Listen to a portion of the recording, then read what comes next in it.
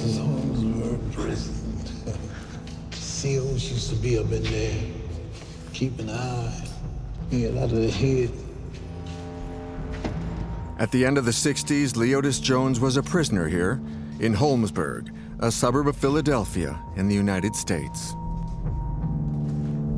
A prisoner, but also a guinea pig for industry, like thousands of other inmates. H block. This is where all the medical testing and human experimentation was going on. How many times have you taken that corridor? Oh man, about maybe 25, 30 times. You know, but there was different tests that they was running. And sometimes I was on like 2 tests at a time, you know? Okay.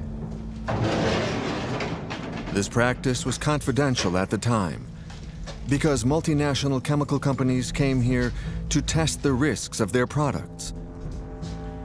To earn a few dollars, the prisoners participated in several tests, but none of them knew what they were being given. What they would do, they would put the tape and stick it and pull it, stick it and pull it, stick it and pull it. Then they would put a drop of the substance, whatever it was that was in it, on that area. And what happened after? All over my body, my skin pigmentation got light in certain areas. How long did it last? About a year, somewhere around there.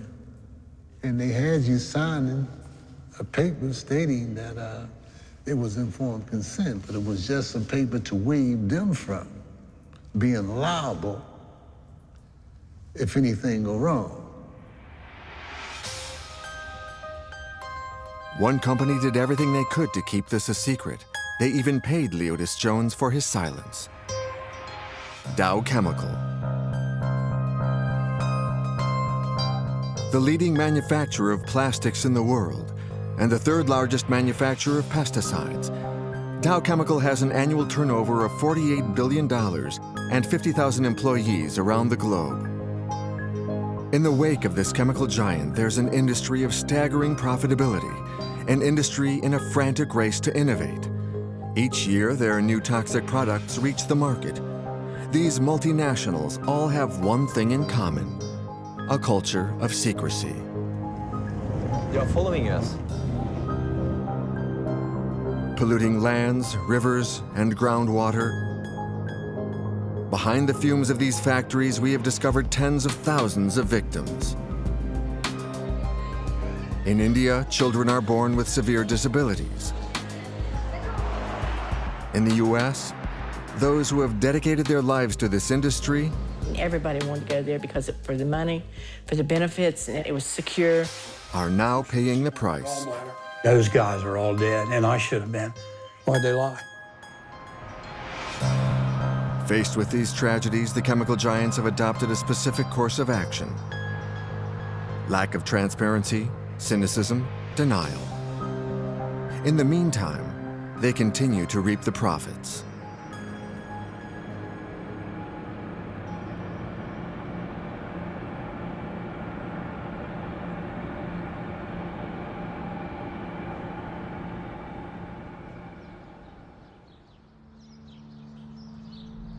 In Holmesburg Prison, Dow experimented on the inmates with one of the most carcinogenic products in the world, dioxin.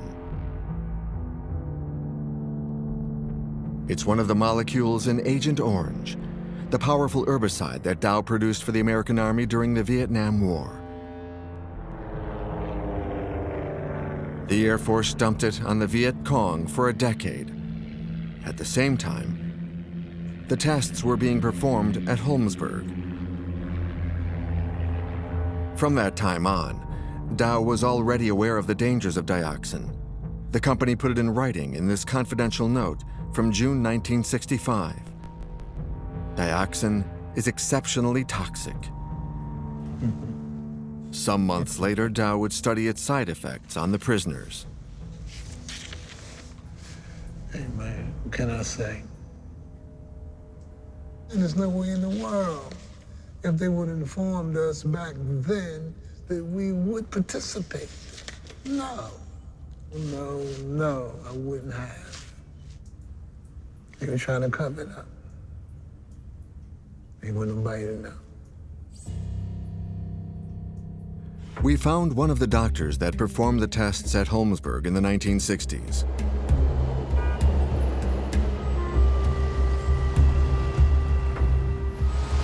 Today, he's an oncologist at Northwestern Hospital in Chicago.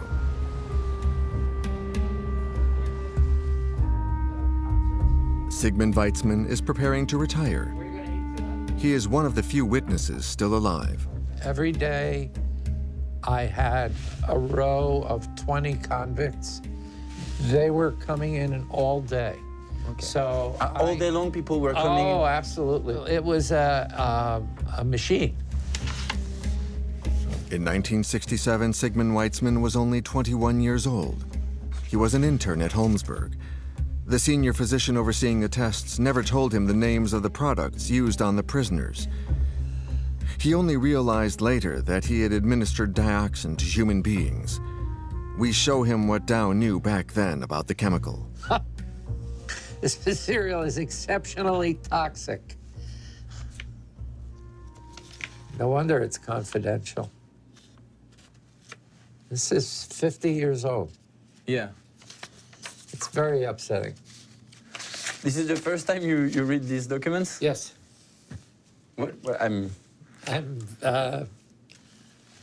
appalled. I'm just very, it's so casual. I also felt personally guilty that I was participating in something so horrible. You don't give people poison. It's just simple. It's as if these people aren't people. They're just experimental animals. Nowadays, it would be criminal. Dow was never prosecuted. When prisoners tried to take action against the company, the statute of limitations had expired. This multinational would not only poison inmates with dioxin, but also tens of thousands of people in Midland, Michigan, in the north of the U.S. Midland, the birthplace of Dow. Here at the Dow Chemical Company in Midland, Michigan, revolutionary chemical killers. This is where Agent Orange was manufactured. Its production created waste extremely high in dioxin. Dow secretly dumped this waste into the river that flows through the city.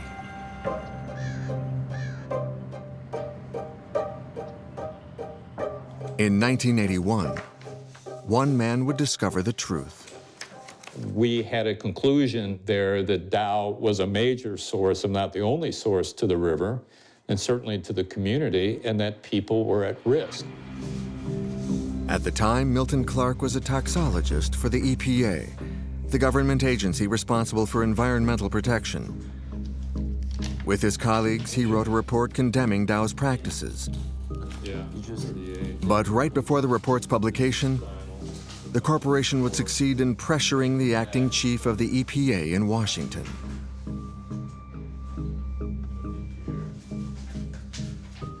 We went into shock. We had never heard of such a thing being done, ever. That the company that we were regulating, they would have the right to review a report, comment on it before it's released. And what did they ask you about that? And it was critically important to say that people were at risk, but they did not want that. They just basically want to squash the report. Okay. And eventually, the final report, they prevailed, and so they truncated it down and removed critical sections, and all the conclusions were taken away. Pressured by his superiors, Milton Clark was forced to censor the report. The result, pollution in Midland, Michigan would continue for 30 years with impunity. And the executives at Dow would continue denying the dangers. There is no health problem in Midland. There is absolutely no evidence of dioxin doing any damage to humans. In 2006, one woman would attack the multinational again. At the time, Mary Gade oversaw all the offices at the Environmental Agency in the Midland region. She had leverage. She'd been nominated by the President of the United States, George W. Bush. Newly appointed, she demands that more testing be done in the city. We found these astronomically high levels of dioxin, levels that my staff think may be some of the highest levels ever found in the United States. One of the things that was astonishing to me when this came to my attention was that for almost 30 years, this very serious problem had not actually been addressed on. Where have you found these high levels? So yeah, we found it in yards alongside the river system, parks where children play, where people launch their boats, where fishermen put their boats in the water. This is where people live. So I immediately called Dow senior officials and said, we're very concerned about these levels. We need you to take action. As that unfolded, the company was not happy. It's extremely expensive to clean up this much contamination, hundreds of millions of dollars, if not more. To lodge a complaint, Dow goes directly to the White House. I was asked on May 1st of 2008 to either resign or quit by the end of the day. Okay. Were you surprised? Yes, very much so. In my 30-some years of working in environmental protection and much of that spent in the government, I would have never expected that. Dow is acting in its own interests, so Dow is trying to make sure that it saved as much money as possible. As a result of these maneuvers, for decades, thousands of people have lived surrounded by dioxin without knowing the risks. We wanted to meet these victims. But in Midland, it's hard to loosen tongues. Dow has supported the city for 120 years, and reminders are at every corner. At the bank, the stadium, the library, the public park, the high school. The shadow of the company is everywhere. Only one person agreed to break the code of silence. Alice Buckelter has spent most of her life here, near the river. This is where she raised her family.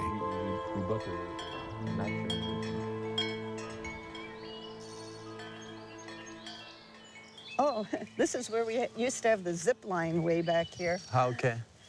We used to have all trails that went down through here. I don't even know if you can see any of them over here. But 18 years and the land is very fertile. And it was used for motocross trails and hiking trails and dune buggy trails and just, you know, recreation in the woods. For a kid, it was like a wonderland. It was, you know, an adventure. They could explore, and they could build forts, and they could do all those things. No one advised you that there was dioxin down there? Nope. We just thought we found a magical spot for us to play and raise a family. For nearly 40 years, the Buckelter family would live here, blissfully unaware of their toxic surroundings. Every spring, the river floods their garden, bringing in a fresh wave of dioxin. Alice Buckelter would not discover the true extent of the contamination until 2007, when tests were conducted in her garden by the local environmental agency. The levels of dioxin were up to 17 times higher than the legal limit for toxicity. My oldest daughter has autoimmune diseases. You have 5 kids? Mm-hmm. How many of them do have autoimmune disease? I would say all of them. Some to a lesser degree and some to a more severe degree. And my husband had a very malignant colon cancer. It was a real quick onset. Her late husband, Herbert Buckelter, was a doctor. A few days before he passed away, he expressed a last wish. He was brave enough to, when he was dying, to have his blood drawn when he didn't have very much blood left. Dioxin levels were taken the Thursday before he died on a Sunday. He was willing to do it to ascertain that there was a connection. The results of my husband's, this is his levels. These are the actual breakdown. Alex Buchelter's husband had 64.5 nanograms of dioxin per liter of blood, 3 times the U.S. average. We had been married 46 years when he died. And would I have treasured 10 more years? Yeah. And, you know, that's been a major impact on my life. The American Environmental Agency has finally forced Dow to clean the river, but the process has only just begun. It could take decades and cost hundreds of millions of dollars. However, no date is set for decontaminating neighboring yards, like Alice Buchelter's. Dow refused all our requests for an interview. The multinational merely sent us an email stating that we seek science-based solutions that protect human health while also contributing to the well-being of the local community.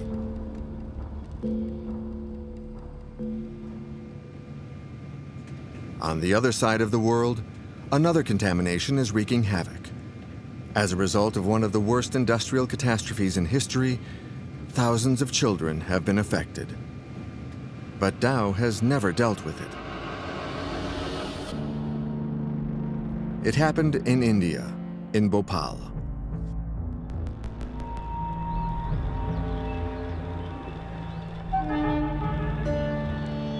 In 1984, the local chemical plant exploded, killing 20,000 people and releasing tons of toxic products.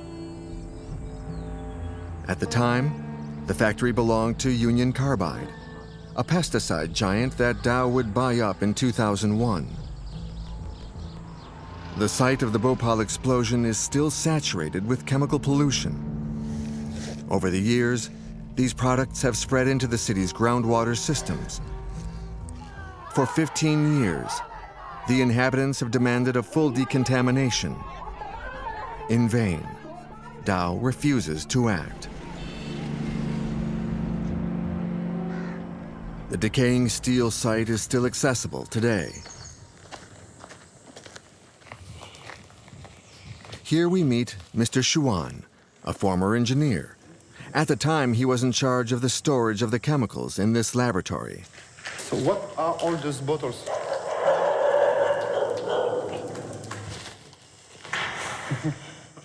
There are so many chemicals still remaining in this quality control lab. Very few bottles are now at present. But after the disaster, this quality control lab was full of the chemicals, bottle drums, and after 32 years, still they are lying. Is that dangerous? Yeah, it is dangerous because there's no proper care of these premises.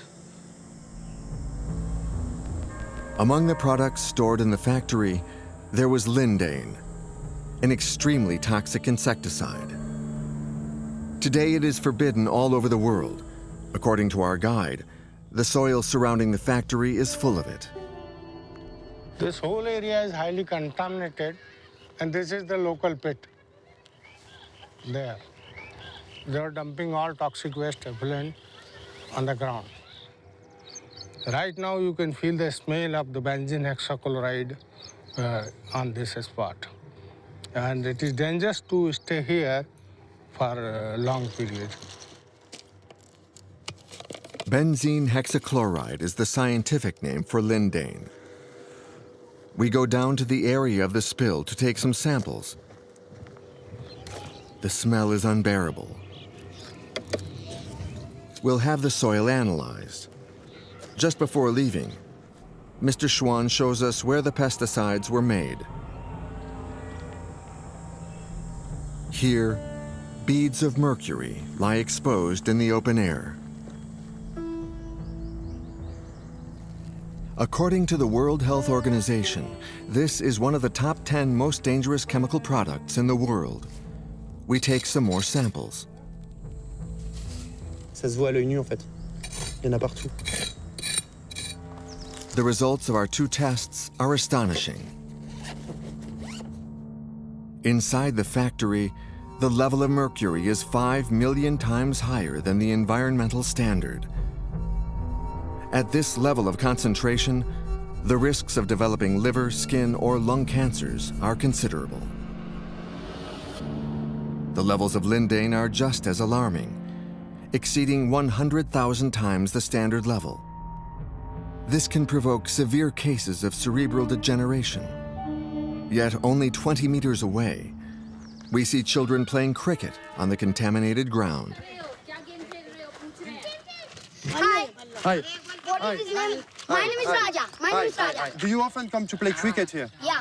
Yeah, but do you know that's a chemical plant that is dangerous? आपको पता है कि chemical की factory है ये dangerous है खतरनाक है These children come here every day to play on the land near the factory. They don't seem to realize the risk that they are exposed to. Why are you playing inside the factory and not outside? या बाहर क्यों नहीं खेलते हो factory के बाहर कोई जगह नहीं है सब घर ही कर रहे हैं कोई खेल नहीं रही तो सब डांटते हैं इधर अच्छा खेल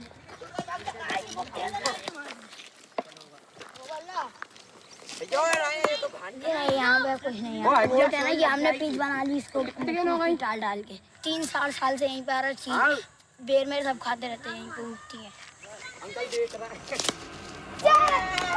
These kids are not the only ones in danger in Bhopal. The chemical contamination stretches far beyond the walls of the factory.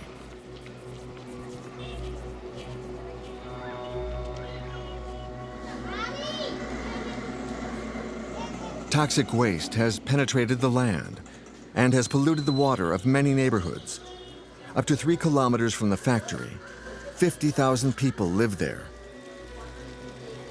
We went to take water samples to identify the molecules present in their wells.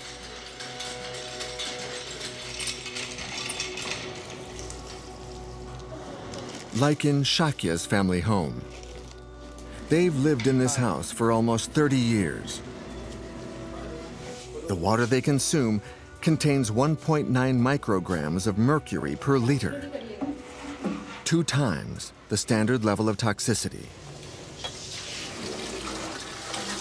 15 minutes we are getting dirty water and smelling water. हम मतलब इसको उपयोग में ले लेते हैं नहाने के उपयोग में तो भर के रख लेते हैं स्टोरेज कर लेते हैं उसके बाद उबाल के पीने के उपयोग में ले लेते हैं. The problem is, even in boiled water, mercury is still carcinogenic. तब 2-4 दिन 5 दिन या 10 दिन तक कंटिन्यू पीते हैं तो उसके बाद मतलब थोड़ा बहुत कम से ज़्यादा स्टोमक प्रॉब्लम होने लगती है पेट दर्द शुरू हो जाता है समथिंग वोमिटिंग जैसा होने लगता है उसके बाद मतलब कुछ ना कुछ मतलब पेट का दर्द है या कुछ खाने पीने में समस्या आने लगती है तो सिचुएशन ये बनती है कि डॉक्टर को तो फिर दिखाना ही पड़ता है. In other areas of Bhopal, it's not mercury, but lindane that wreaks havoc on human lives. This is a problem in Preetnagar, a neighborhood situated 1 kilometer away from the factory. The municipality has had drinkable water since 2011, but for many years, the inhabitants have been drinking severely polluted water. That's the case for Rukmani and her 13-year-old daughter, Rachna. Since her birth, she's suffered from limited mental development and muscular dystrophy. She can neither talk nor stand up by herself. Rukmani, her mother, drank contaminated water every day during her pregnancy.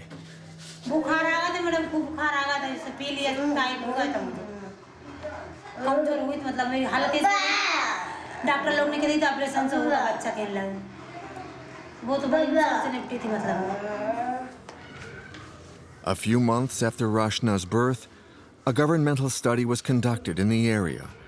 The levels of lindane were extremely high in the water, 17 times the World Health Organization limit. Did you know that the water you were drinking when you were pregnant was full of pesticide from the factory?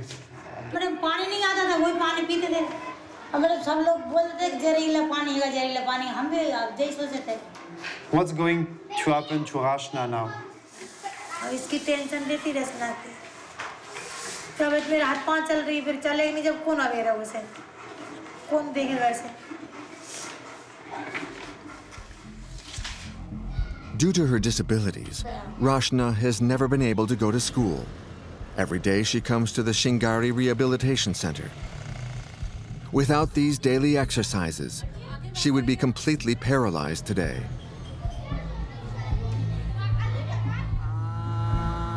Rashida B. is the founder of the center. She has watched all these children grow up.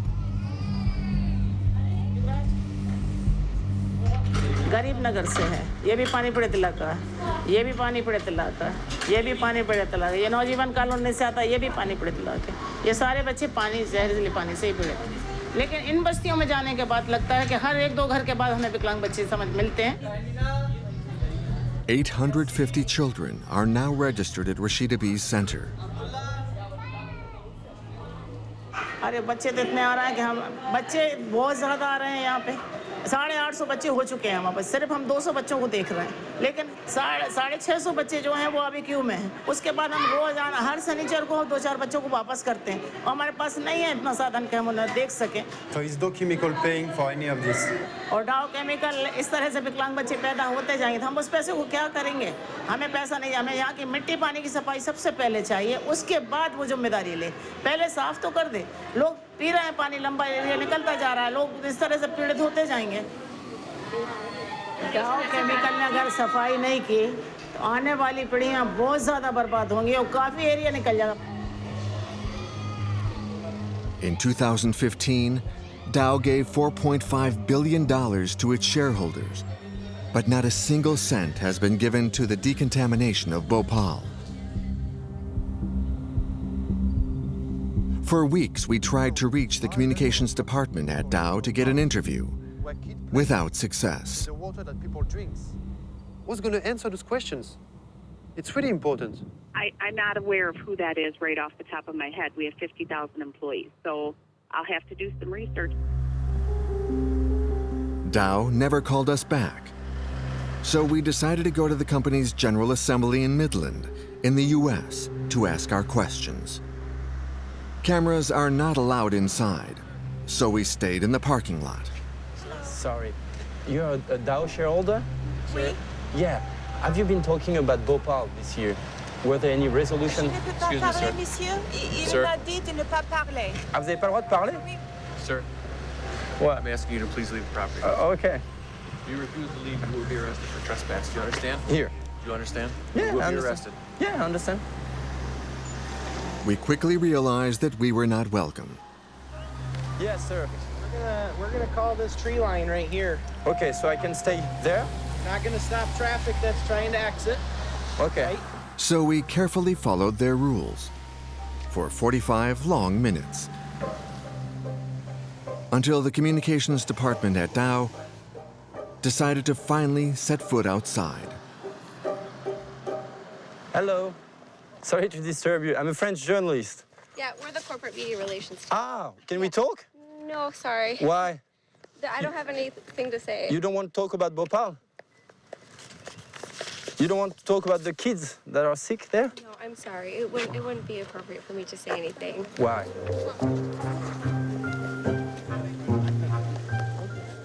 So we thought of another solution. We would bring our questions directly to the personal residence of the CEO of Dow, Mr. Liveris. Along with this letter, we displayed an American-style election sign to make sure that he wouldn't miss it. On va laisser un petit message à... Hello, sir. I'm not on the property here. Don't worry. Are you working for Mr. Liveris? I work for the company at Dow, yeah. Are you working for Dow? Are you concerned about... Security. Are you concerned about what's happening in Bhopal? You know, they are still contaminating. Look, the kids. Look, Rachna, she's just 13 years old. It's terrible. I understand. So why Dow is not doing anything? I don't know, sir. Couldn't tell you. But it doesn't touch you? You don't mind? It affects everybody, sir. So why Dow is not doing anything? A few days later, we finally received an email from Dow. The company laments. Bhopal was a terrible tragedy that we will never forget. But they relieved themselves of all responsibility, stating that we acquired Union Carbide more than 16 years after the catastrophe of 1984. Dow continues to address global issues through human solutions. Issues like clean water, as important as life itself. Dow is working to make water safe and readily available to people all over the globe. The human element. Nothing is more fundamental. Nothing more elemental.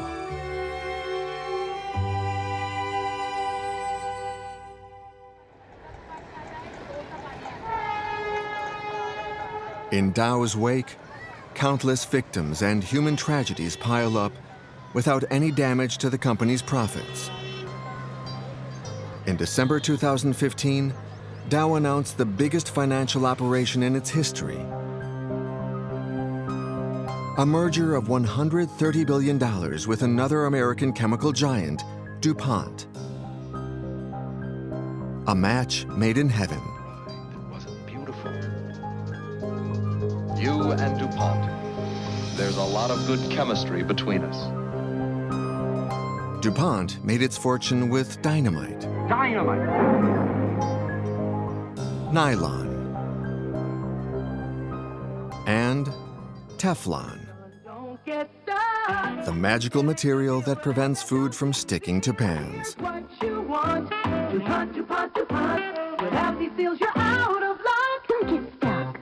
However, behind the success of Teflon, DuPont hides a dark secret. So I just can't believe at DuPont the money means more than people. There's people dying because of what they've done. DuPont knew years ago what they were doing. At best, it's despicable. And at the worst, it's criminal. At the heart of this drama is one city, Parkersburg. Lost in the eastern U.S.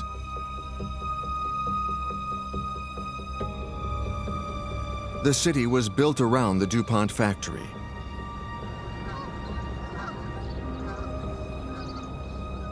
Suzanne Bailey came here in 1978 to work on the Teflon production lines. I went to work in May the 8th, 1978. That was my glorious day, right there. They took our pictures. It's you? That's me, without gray hair. In the middle? Yep. You know, I was so happy. You're smiling. I was. That was the elite job. I mean, everybody wanted to go there because for the money, for the benefits, and everything like that. It was secure. The chemical industry is a growing one, growing by leaps and bounds. I mean, you could just mention the DuPont name and doors swung open. It was like princes coming through the door, you know? Yes, in such an environment, you can look to a bright future with confidence and optimism.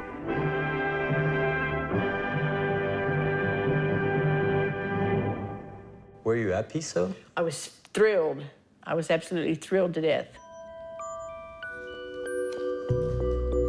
A few months after starting her job at DuPont, Suzanne Bailey became pregnant. In January of 1981, she gives birth to little Bucky. When he was born, it was very traumatic. They didn't know what to do with him. They'd never seen anything like it. I could not figure out what happened.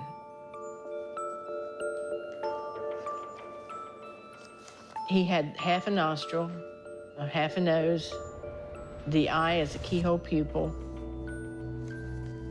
I didn't know what to do. I was afraid he was going to die in my arms. I had no idea what was wrong.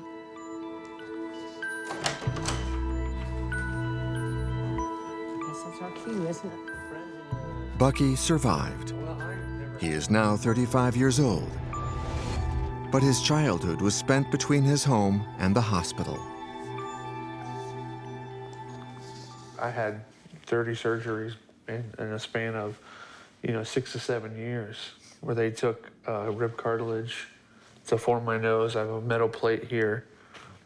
They stretched my forehead out so that they could use that skin and bring it down and mold my nose here. I still only have one nostril, functioning nostril. We had to put the hockey mask on him and the guards because he wasn't allowed to touch his face. For how long? He had to wear those for, I would say, 3 months, 4 months. It's a long time. Yeah, the only way that he got to take him off was just to eat. How is it as a kid to grow up and to have, so many surgeries? And I mean, it's pretty intense, Walking out in public and going into a store or a restaurant, and as soon as you enter, all the eyes are on you. And school, when you go in and you're trying to make new friends, all they see is you're different. After her maternity leave, Suzanne Bailey began to suspect her job as the cause of Bucky's deformities. A mysterious source tips her off to one molecule in particular, C8, the molecule in Teflon that stops food from sticking to pans. When I went back to work the first day, I went to the locker and I found the paper laying there. I picked it up and I began reading about it. It was talking about how the rats were fed the C8 and what deformities that it had around their face. And I thought, that sounds just like Bucky. It was very similar to what Bucky had. Absolutely, very similar, almost identical to what he had. That's why I knew that there was something wrong. That's why I connect. The scientific study Suzanne Bailey found had been conducted by a subcontractor of DuPont. It studied baby rats whose mothers were exposed to C8. They developed abnormal eye lenses. I immediately walked out that door, went down to medical, and I said, is this what's wrong with my baby? Oh, no, no, no.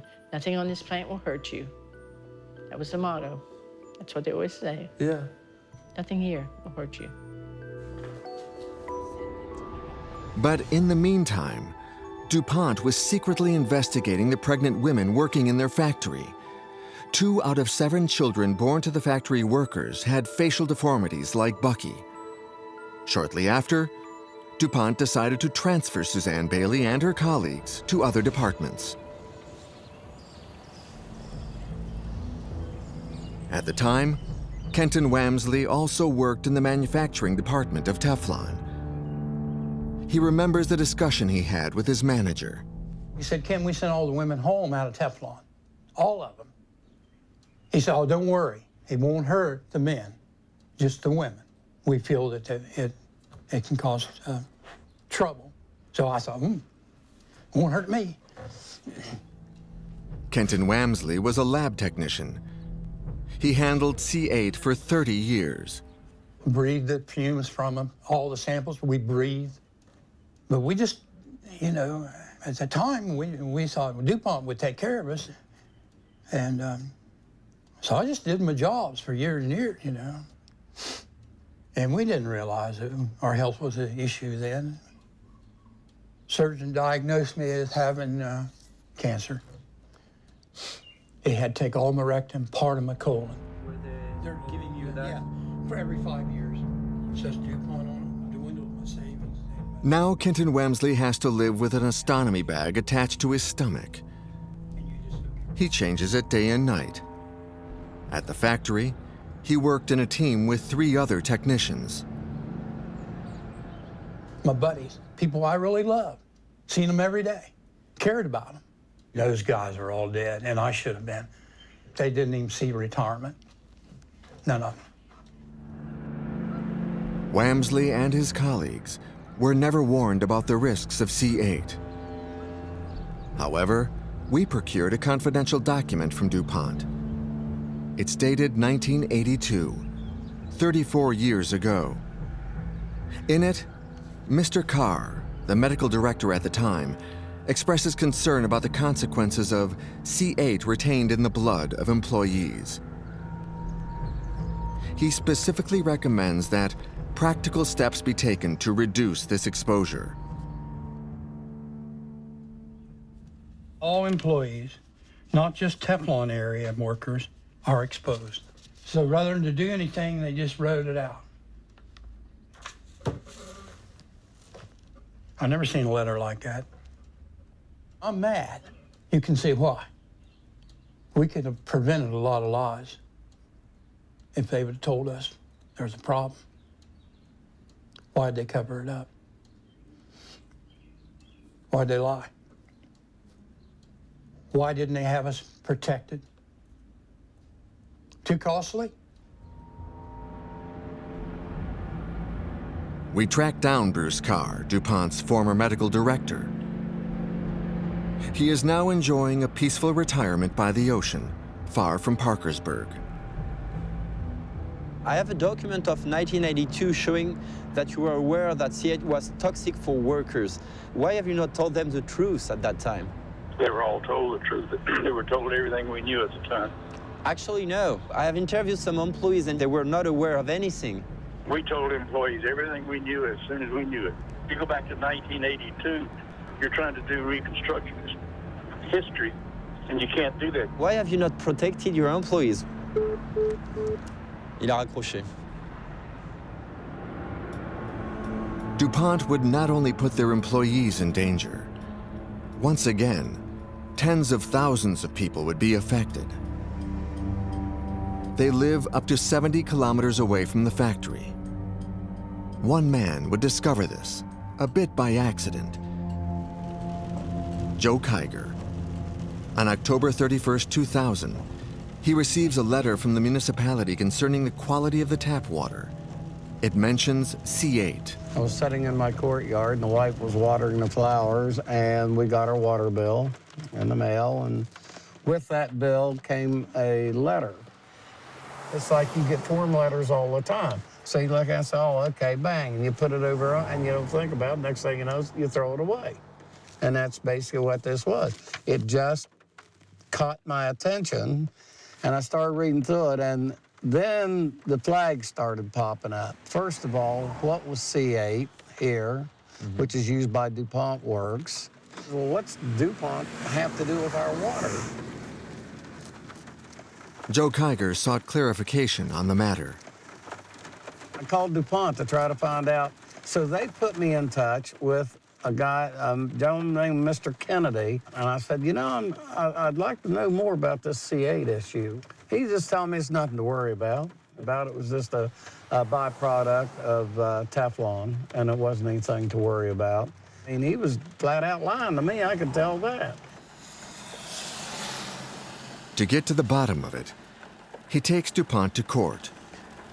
After a long legal battle, the judge forces the company to declassify their internal studies on C8. Joe Kiger discovers the truth behind the factory at Parkersburg. For decades, they've been dumping C8 waste into the river. To make things worse, DuPont has known since 1984 that the molecule spread into the region's tap water. The company found astronomical levels in public taps, up to 50 times the limit of toxicity, according to the U.S. Environmental Protection Agency. That was 1984, and we didn't come out till 2000. So, with it. 16 years. Yeah, before we even hit them up about it. And they chose, as you see right here, they chose not to do anything about it. And they knew what was coming with the liabilities if they got caught. They were trying to slide under the radar. People trusted DuPont for so long. They have done nothing but lie for years to people about what this stuff's all about. There's sick people out here because of what they've done. There's people dying because of what they've done. During all these years, more than 70,000 people have been drinking contaminated water. In 2011, both scientific research and the U.S. justice system established that C8 could cause 6 diseases: thyroid disorder, high cholesterol, ulcerative colitis, high blood pressure, kidney cancer, or testicular cancer. Today, 3,500 people in the Parkersburg region are ill. They've all filed complaints against DuPont. This is the case for Earl and Gwen Botkin. I've had ulcerative colitis for about 17 years, and it's about killed me a couple of times. I still have thyroid problem, and I have high cholesterol. And those are all associated with C8. Today, Earl Botkin doesn't have a colon anymore. He, too, is living with an ostomy bag. So all of a sudden, you don't function normally, but you have your bowel movement on your side. And that's what I'll live with until I die. And there's not any hope of that's going to change. It controls where I go, what I do, and what I eat. It just controls a lot of things in my life. But anyway, I lived through that.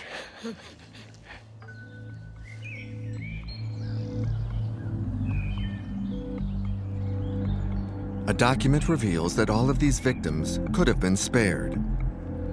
On May 22, 1984, a meeting took place at the DuPont headquarters. The directors are worried about the consequences for the inhabitants. They plan to eliminate all C8 emissions. I wanted to show you these sentences here. But finally, no measures are taken. Their argument, it's not economically attractive.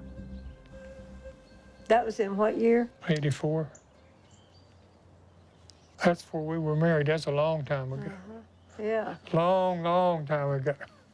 That's crazy. That's what makes it so bad, you know, that they had evidence all along and just disregarded it and kept doing what they were doing. It was company greed that caused this whole situation. They knew what they were doing to us, and they continued to do it for money. That's the only reason they continued to do it. DuPont refuses to collectively compensate the 3,500 sick people. They prefer to study the cases one by one. As a result, since 2012, only one victim has been able to get a trial. DuPont was sentenced to pay her $1.6 million. The 3,499 remaining victims, like Earl Botkin, are still waiting.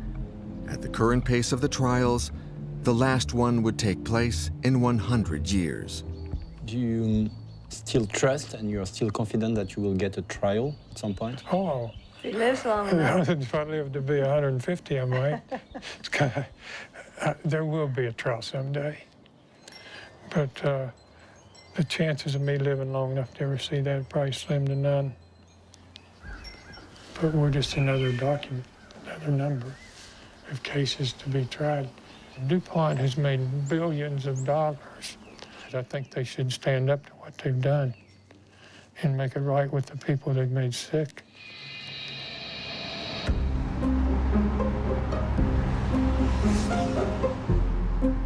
DuPont refused all of our requests for an interview. So we drove to their headquarters in Delaware on the East Coast to convince them to answer our questions. At the other end of the line, we reached the head of media relations, Daniel Turner. We are doing a documentary piece. The best way is, we meet and to make a proper interview, at some point. But first, let's meet. I'm just here. I think you can see me here. I'm making signs. We'll respectfully decline an on-camera interview. I will provide you with a statement. There is like an incredible amount of documents showing that you have known at DuPont for the past 30 years that C8 was toxic, and that you were poisoning your employees at the Washington Works plant and the Parkersburg citizen. Why are you not recognizing the fact that you have deliberately poisoned thousands of persons? Okay, so are those the questions you're asking? Yeah, this is my questions. Okay, I'll be happy to provide with our statement. Today, we are in 2016. There are still 3,500 persons with severe disease that are waiting to just have the right to get a trial. I mean, for how long are you going to deny your responsibility? Are you waiting that they all die? So, we will provide you with a statement for your piece. Nothing else? No?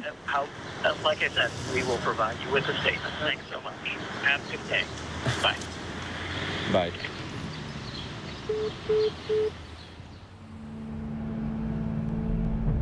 We did receive a press release from DuPont. but without a single word for the victims. They claim to have studied C8 carefully for decades and affirm to have always acted responsibly. In 2015, DuPont finally stopped using C8. The company was also ordered by the courts to clean up the region. But how many generations are still to experience the after effects of this contamination?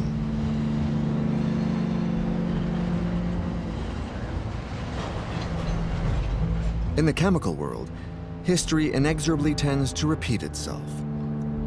It takes decades to reveal the truth, and just as many years for the multinationals to be prosecuted.